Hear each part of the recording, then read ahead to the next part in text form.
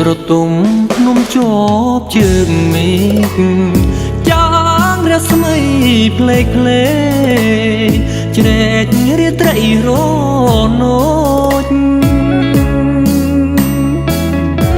អត់ដល់មានជ័យអនងអាណោចអ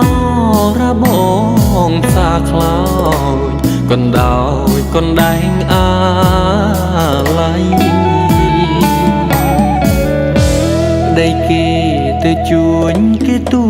ញអាណិតប្តីអូនបដូរជីវិត